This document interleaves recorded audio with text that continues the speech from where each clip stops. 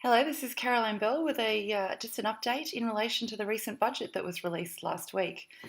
There isn't really too much to report. It's been pretty minimal in terms of impact on tax and superannuation.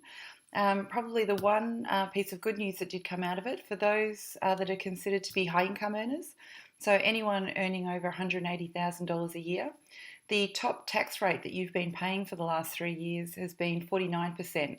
There's been an additional 2% temporary budget repair levy.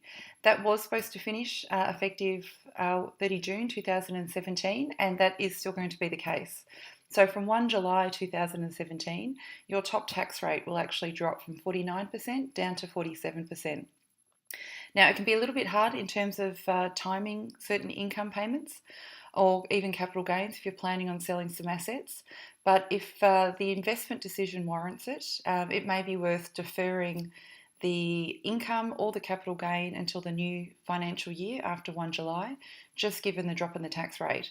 But particularly for capital gains, if you've been holding the asset for more than 12 months, it's really only a 1% tax drop. So if you think the share price or the asset price is going to fall more than that, then you're certainly worth selling it this financial year rather than waiting for a 1% tax decrease. There will be some tax increases, but not for another couple of years. So the Medicare levy will increase by 0.5% to 2.5%, and the top tax rate, 47%, will go to 47.5%, but not until July 2019. Probably one other thing that's worth noting from a tax point of view is if you're a residential property owner. Two main changes, one being if you were claiming expenses for going to inspect your property, that's no longer going to be deductible from 1 July 2017. But probably what impacts more people is the depreciation allowance on plant and equipment. So many people would get surveys done in terms of when they purchase an investment property, what is the capital value of all the existing plant and equipment in the property? And then a calculation would be done to say, well, based on that estimated value, these are the depreciation allowances you can claim going forward. Effective 1 July 2017, you can only claim a depreciation allowance if you've actually purchased that item. So if you've purchased an investment property and there's an existing dishwasher in there, you can no longer claim any depreciation allowance for that dishwasher unless you go out and buy a new one.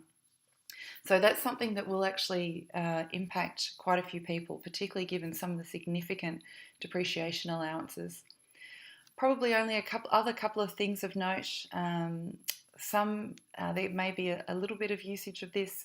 If you're a first home buyer, the First Home Saver account, some of you may remember that from a couple of years ago, which was a bit of a failure.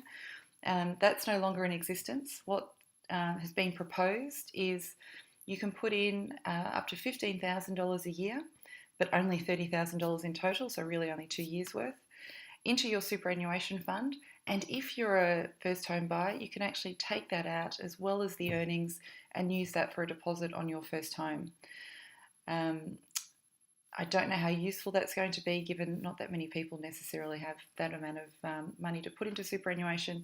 And a concern that I would certainly be, are they going to change the rules again?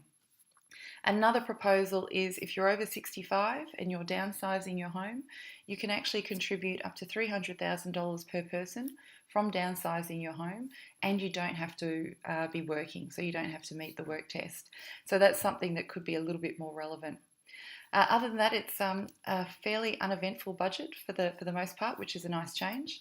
But as always, we will be discussing these changes if they affect you in your next planning meeting. But also, these are only proposed changes. They've only just been announced. There's really not much detail available, and of course, nothing is legislated. So it doesn't necessarily mean that these will pass through Parliament. As always, if you have any questions, let us know. Thanks. Bye-bye.